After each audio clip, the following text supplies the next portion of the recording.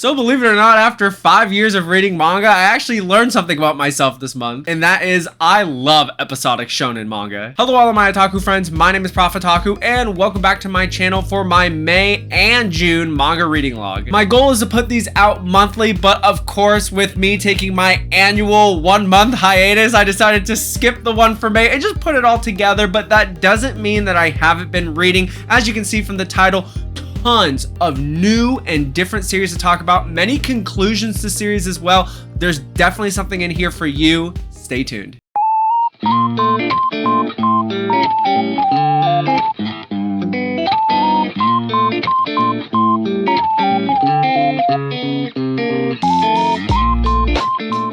And before we get started, as always, no spoilers. I will never, ever tell you what happens in a series or a volume. If it's a start to a series, I just want to tell you how it starts off. If it's continuing, is it going in a good direction? If it concludes, is it a good ending? Does everything wrap up nicely? And also down below in the description, I have timestamps of all the different series that I've read. I know many of you want to jump around and don't care about some of the series that I talk about, so this makes it a little bit easier to navigate the video. This video is going to be formatted by publisher. First, let's start off with Viz Media, and let's start with the crutch of my reading the last 2 months. I read volumes 19 to 38, concluding the series of Ranma 1/2. Now, how does Ranma 1/2 stack up for me with everything else that I've read? I think it is a great manga. Personally, I loved all the different episodes. I love the variety. I love the creativity that Rumiko Takahashi brought to the table with all these different scenarios, different characters, how they're interwoven into the story. I thought the ending was fulfilling. It was very interesting to see the writing style change. As you can tell that it's definitely a bridge going from the comedy aspect to more of the battle shonen Inuyasha aspect, because that is the series that they started after finishing Ranma 1/2. So that was super interesting. Some downfalls of this series: it is definitely way too long, very long-winded.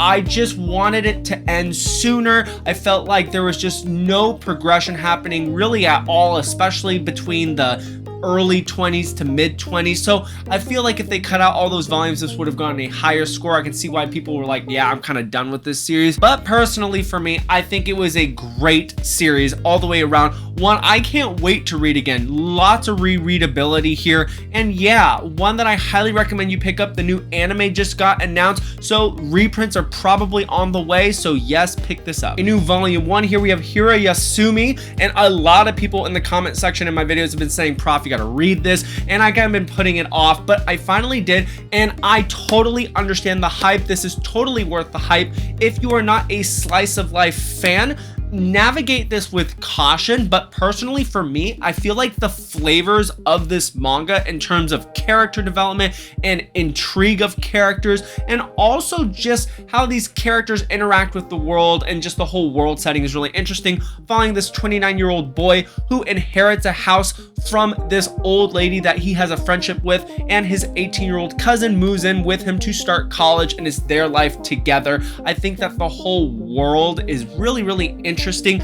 If you like Skip and Loafer, this has Skip and Loafer vibes written all over it. So yeah, a series I highly recommend, and one that I just cannot wait for the next volume. Another volume 1 here, Magilumiere, Magical Girls Incorporated. This was a lot of fun, following this girl right here who's having trouble finding a job, and she ends up becoming part of this startup magical girl corporation, where she is a magical girl teaming up with this girl here on the cover and all of the other characters as well. I love this. I think it's a really interesting bridge between, like, think like One Punch Man but with magical girls, and like dark Madoka Magica type vibes as well. So yeah, this was a lot of fun. I really love magical girls and that magical girl system that was presented in this manga, and the artwork is fantastic. So yeah, this definitely brings something a little different to the table. So if you are looking for a new magical girl series, yeah, pick this one up. I read volumes 9 and 10 here of Frieren Beyond Journey's End,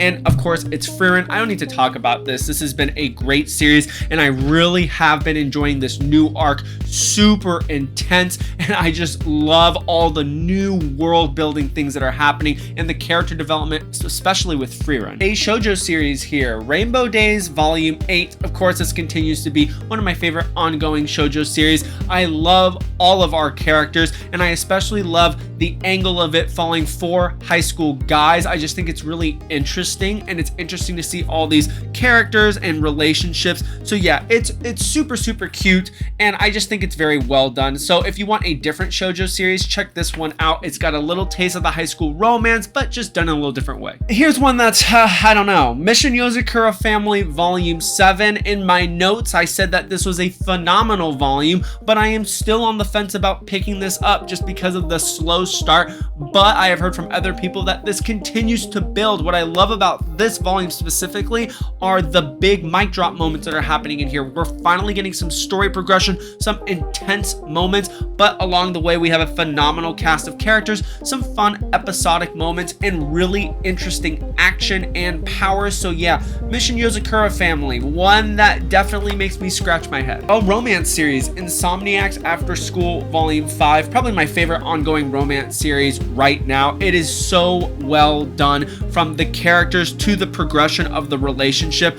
I love the setting of this current arc. I think it's really interesting, and it does really well with building a foundation to continue on with this relationship. So yeah, Insomniacs After School, one that I know a lot of people are picking it up, and there's a very good reason they are. And last up from Viz, we have Akane-Banashi Volume 5, probably my favorite non-fantasy Shonen Jump series currently being published, and this is just phenomenal. I love the setting of this new arc. Our main character, of course, is probably starting to become maybe a top 10 character of all time.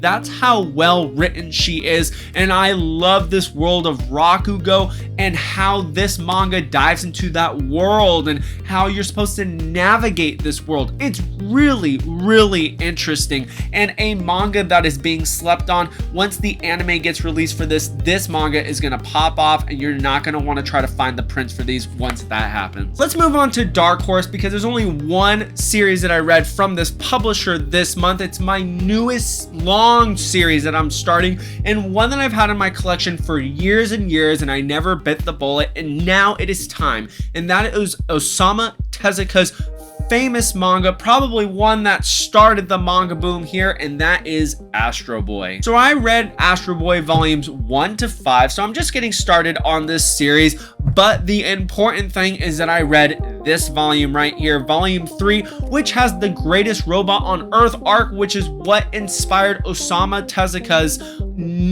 kind of remake of the work, or you can call it an adaptation from Naoki Urasawa's Pluto. What's crazy to me is that people say, oh yeah, that old school manga, it doesn't age well at all, it's not a lot of fun, and it's not a fun, enjoyable read. But for me, I find that Astro Boy has more context and character development and messaging of stories than any current gen Shonen Jump manga has right now. I just think that the messaging that Osamu Tezuka is trying to say in here, and especially with all the politics and the different relationships with humanity, and then also his creativity with creating something like this in a time when none of this existed, it's phenomenal, and it's really interesting. And I love to see how these volumes are compiled, and that they take all these different chapters from the magazine from different years and decades, and then they kind of put it in a sensical order, and it's really interesting to me, and I've really enjoyed this read. So if you are on the fence about picking this up, I definitely think it's worth a read, and I definitely think it's worth something that if you are interested in what manga was like in the past and how the foundation of this industry came to be, this has to be one that's on your radar. All right, let's move on to 7 Seas. First up, we have The Country Without Humans. I finished the series here, volumes 4 and 5 of this sci-fi post-apocalyptic manga. What do I have to say about this ending? I thought it was good. It wasn't great. You can definitely tell, especially in the last volume, there were tons of concepts being thrown at you, and you're trying to organize all these concepts, because they're getting introduced and then going away, and then the story's progressing, and then you're like, whoa, and then there's action, and then yeah, it's a lot. 4 and 5 definitely kind of just threw the world at you.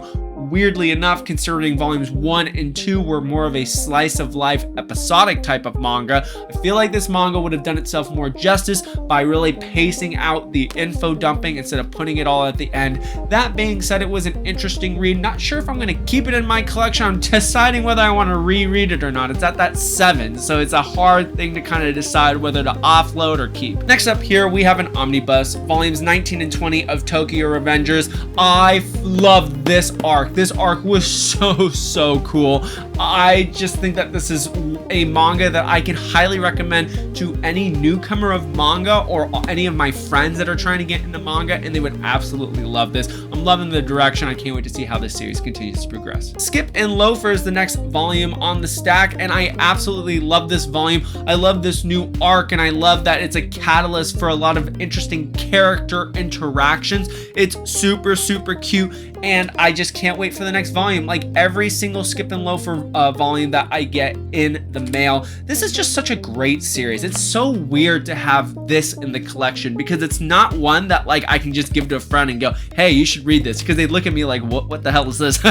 Next up is volume 4 of My Dear Friend Nokaton. This definitely is getting a lot of traction as of late because of the viral video of the upcoming anime with the deer and the girl dancing. This is super fun. I really enjoyed this volume. You got girl deer club antics. It's crazy, it's wild, it's hilarious, and of course our main characters are absolutely just phenomenal.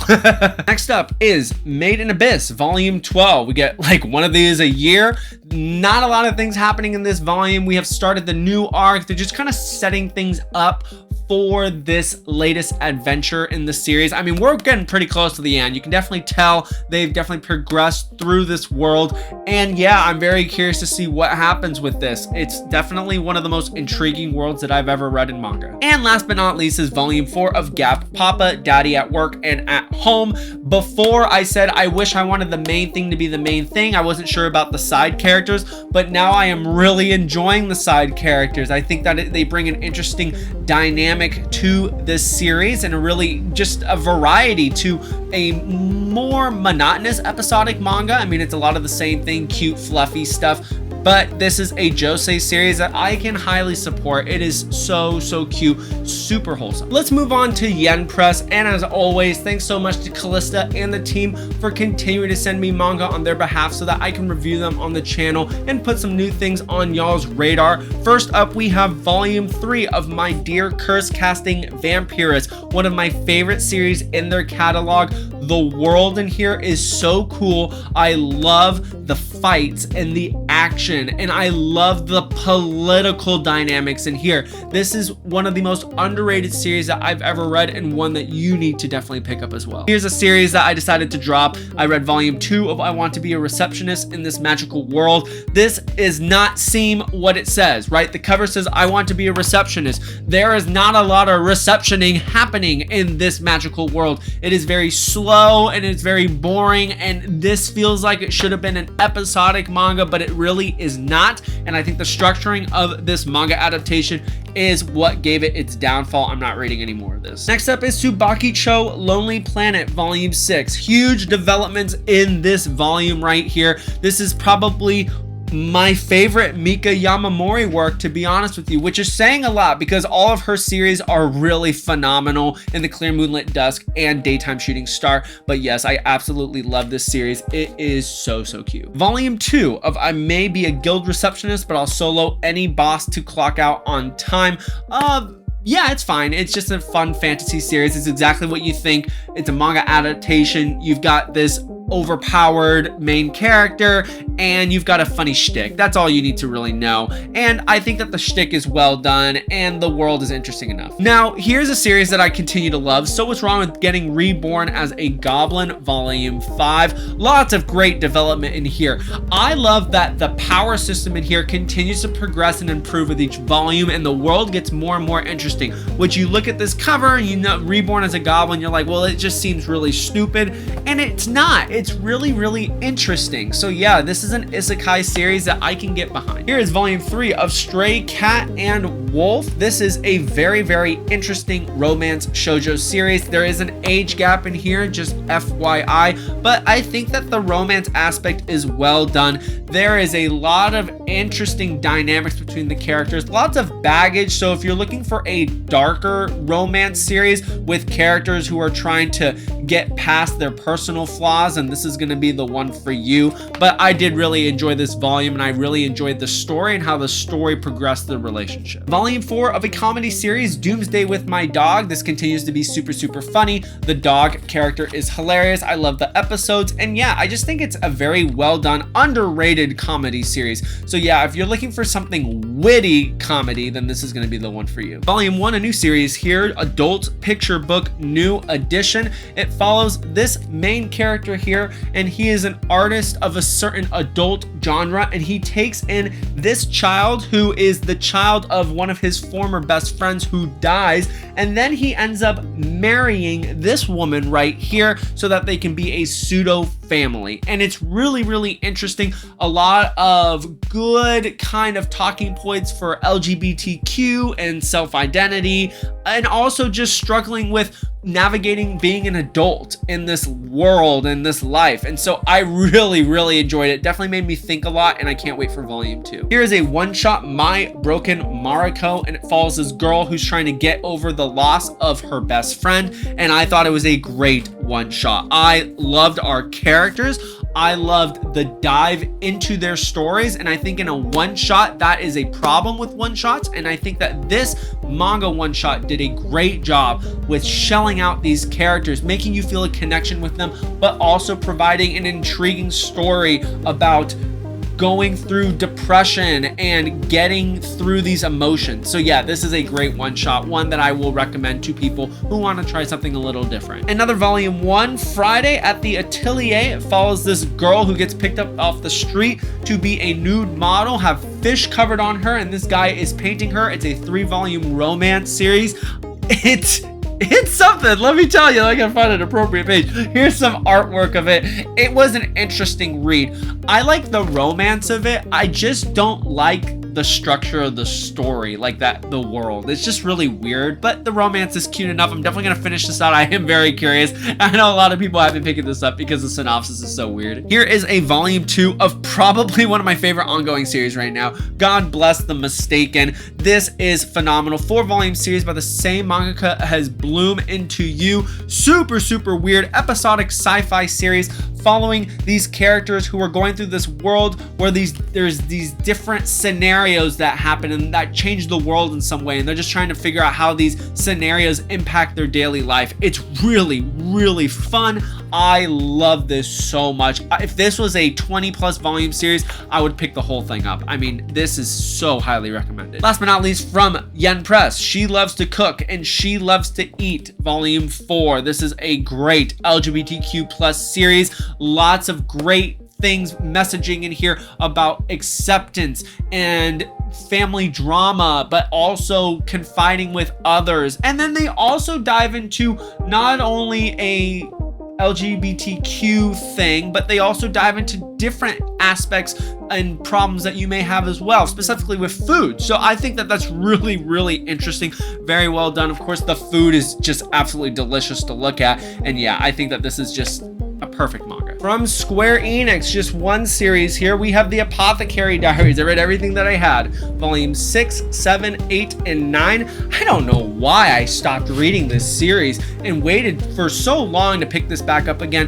Momo as a character is so cool. She's adorable and she's super, super cool. I love the different mysteries in here, and I just think that this is such a well-written manga. You've got politics, you've got history, and you've got really interesting characters. You can't ask for much more than this. I know that this manga is currently on a hiatus right now, so we'll see when this comes back. We've got some indie manga here. First up from Floating World Comics, we have Boat Life Volume 1. This is a 2-volume series. We never did get Volume 2, but it follows this old gentleman who decides to buy a boat and build a houseboat, and then it's just him running away from his life and just his adventures on this boat in this river and the different people that he interacts with.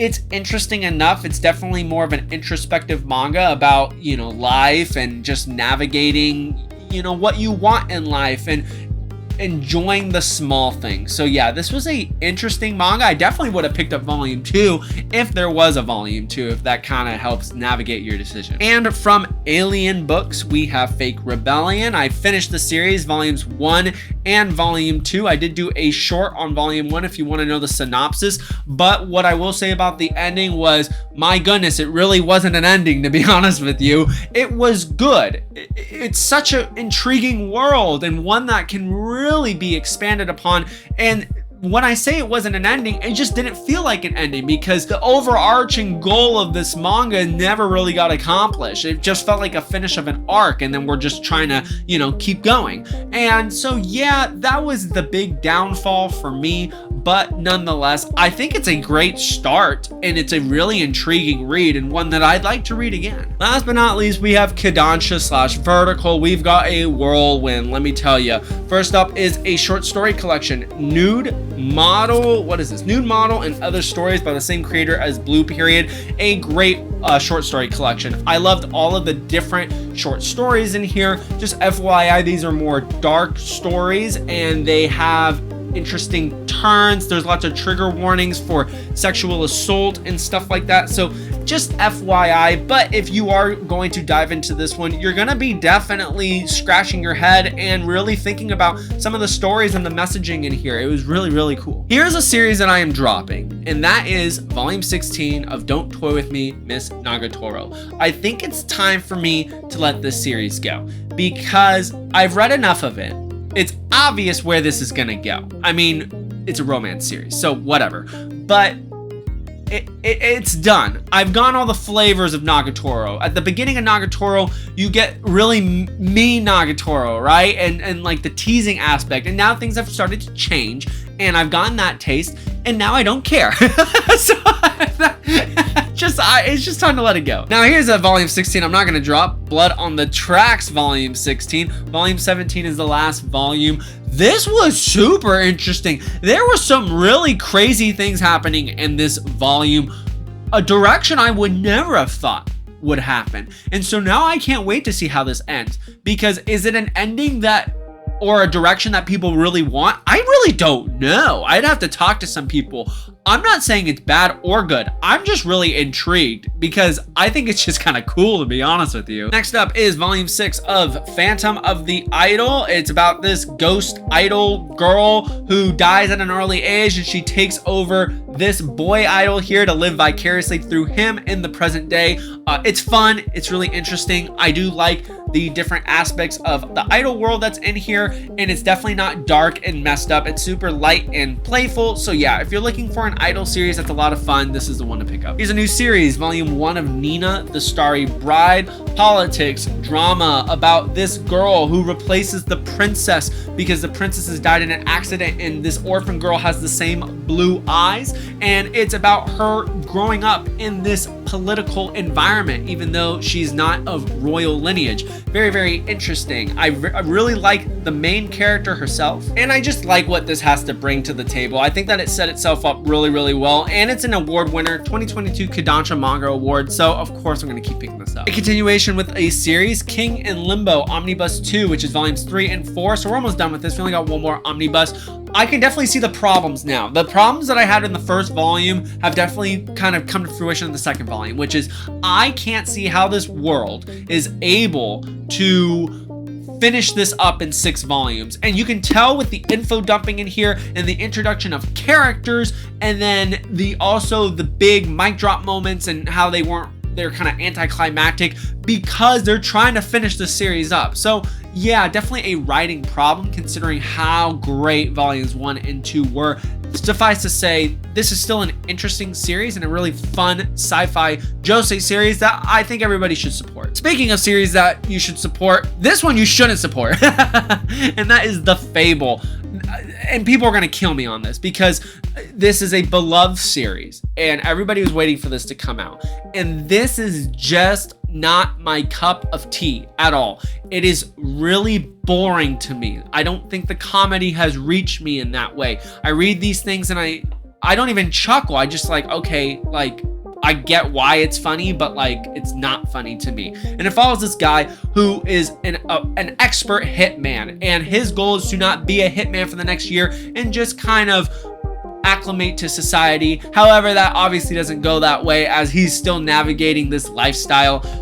Yeah, it's just not great. And I like the artwork and I like the flow of the story. I think it's kind of weird at some moments in terms of some of these character interactions. And a lot of people have said this gets so much better, Prof. You got to keep going with it. I'm not, because these things are freaking $23. They are massive. They're going to fill up a whole shelf on their own. And I have no more room, and I'm not willing to put more money down on a series that I'm not sure if I'm going to enjoy, considering I have so many other things I need to keep picking up. Last two series here, brand new series, volume 1 of The Medalist. I really enjoyed this figure skating coming of age manga. I enjoyed the world building in here and knowing more about figure skating. I love our characters. They are super, super fun. And I just love that this is a sports series that is going to make me kind of root and cheer for both of our characters as they continue to navigate this world together. So yeah, this was a lot of fun. I can't wait for volume 2. And last up here,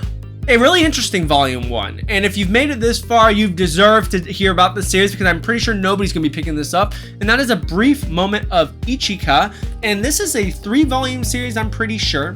And it follows this girl here on the cover. And she's been told she only has 2 years left to live. And she's obviously trying to live as much of her life in those 2 years as possible. But those 2 years come and go, and she's still alive because she still has something to work towards, which is her relationship with her college professor, which is this guy. And one day the college professor just leaves high and dry, just leaves the college. She's heartbroken. She meets back up with him again, and there is a big revelation. This is not a spoiler, but he is also about to die. And it's a really interesting character study on two characters who are trying to navigate this together. It's obviously teacher-student age gap romance, so take that with some caution here as you navigate this series. But I really enjoyed this first volume. I can't wait to see what it brings to the table. I think this is going to be a really fun 3-volume series. It reminds me a lot of I Want to Eat Your Pancreas, so if you're looking for something that's going to tug at your heartstrings, this one's going to be for you. All right, and that is it for my manga reading log for May and June. Just so many things that I read this month.